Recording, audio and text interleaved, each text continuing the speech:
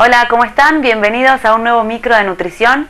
Hoy vamos a hablar sobre una enfermedad que es muy prevalente y es la diabetes tipo 2.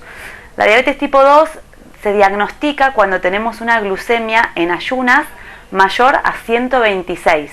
Esta medición se tiene que hacer 2 veces para poder confirmar el diagnóstico, y también hay otros tipos de mediciones que podemos tener en cuenta, como la prueba oral de tolerancia a la glucosa o POTG, que tiene que dar un valor mayor a 200 a las 2 horas para diagnosticar diabetes, o una glucosa al azar en cualquier momento del día mayor a 200.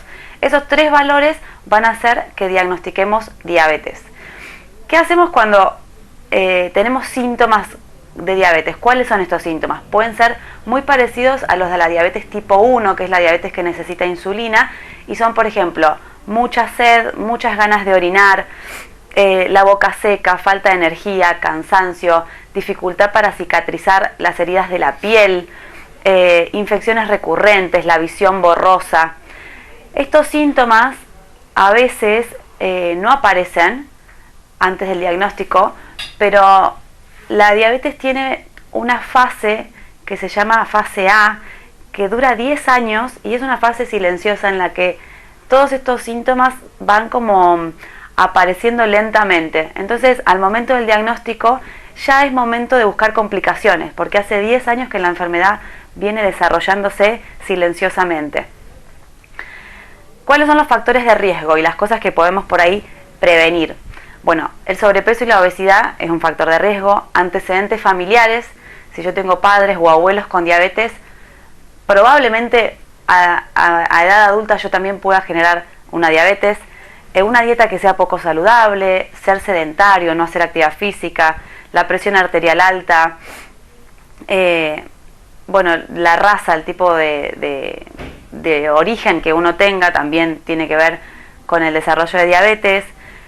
Alteraciones en la glucosa en ayunas, cuando la glucemia, el valor de glucemia está entre 100 y 126, que no llega a ser diabetes, pero no es una glucemia normal, también es una prediabetes y un factor de riesgo para desarrollar la enfermedad. Si tuve diabetes gestacional en algún embarazo, es un factor de riesgo, y la mala alimentación durante el embarazo también es un factor de riesgo. Entonces, ¿cómo tratamos la diabetes una vez que ya tenemos el diagnóstico? Lo primero y la primera línea de acción es el cambio de hábitos, el cambio de estilo de vida. Tenemos que trabajar sobre nuestra alimentación, tener una dieta sana, la actividad física diaria y regular y frecuente, evitar el tabaco, no fumar, mantener el peso corporal, y en el caso de que esta primera línea de acción no tenga un efecto suficiente como para bajar los niveles de laboratorio, se puede agregar un hipoglucemiante oral o a veces insulina, o se hace una terapia combinada. ¿Qué tenemos en cuenta en cuanto a la alimentación? Primero vamos a agregar fibra a nuestra alimentación, elegir todo lo que sea integral, agregar vegetales, agregar frutas, agregar germen de trigo, salvado de trigo. Eso va a hacer que baje el índice glucémico de nuestra alimentación, que ya se los voy a contar. Cuidamos el tamaño de las porciones, tratamos de cuidar el aporte calórico de la alimentación para evitar el sobrepeso, y evitamos el picoteo, que también se los voy a explicar enseguida. El índice glucémico es una escala que mide el impacto de la glucemia de un alimento. Digamos, cómo aumenta la glucemia cuando yo como determinado alimento. Entonces, tenemos que tener en cuenta ciertas cosas, sobre todo culinarias, para mejorar el índice glucémico y que sea bajo. Por ejemplo, vamos a preferir las frutas enteras antes que las frutas exprimidas.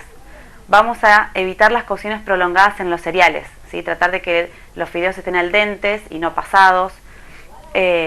Combinar siempre los almidones con los vegetales.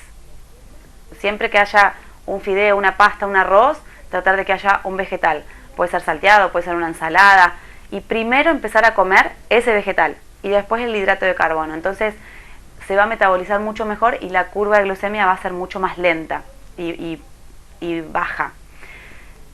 Combinar alimentos de índice glucémico alto y bajo también ayuda. Por ejemplo, si tengo cereales de desayuno que generalmente son de índice glucémico alto, agrego una fruta que tiene fibra. Y evitar la subdivisión de alimentos. Por ejemplo, una papa entera es mucho mejor que comer puré, o una fruta es mucho mejor que consumir un licuado. Y después, en cuanto al picoteo, vamos a tratar de evitarlo, porque si no, ¿qué va a pasar? Siempre el cuerpo y nuestro metabolismo va a estar en un periodo de posabsorción y siempre va a estar liberando insulina, y eso va a hacer que nuestro metabolismo siga alterándose y modificando nuestras glucemias y teniendo las glucemias altas constantemente. Cuando hay diabetes, el metabolismo de la insulina está alterado, no hay liberación suficiente, entonces las glucemias permanecen altas constantemente. Entonces vamos a organizar nuestro día en 3 o 4 comidas. Y por último, mencionar la actividad física, que tiene que ser regular y pueden ser distintos tipos de actividad física, incluso combinarlos también es beneficioso. Por ejemplo, una actividad cardio, donde haya algo más aeróbico, como correr, caminar, andar en bici, bailar. Un trabajo de fuerza, de pesas, de levantamiento de fuerza. La pesa mejora la sensibilidad de la insulina, aumenta la masa muscular y eso ayuda un montón en la diabetes. Y también trabajos de flexibilidad, porque esto de estirar el músculo evita lesiones y bueno, en diabetes hay mucha falta de cicatrización, entonces también tenemos que evitar ese tipo de lesiones. Bueno, eso fue todo por hoy, muchas gracias y nos vemos en el próximo micro.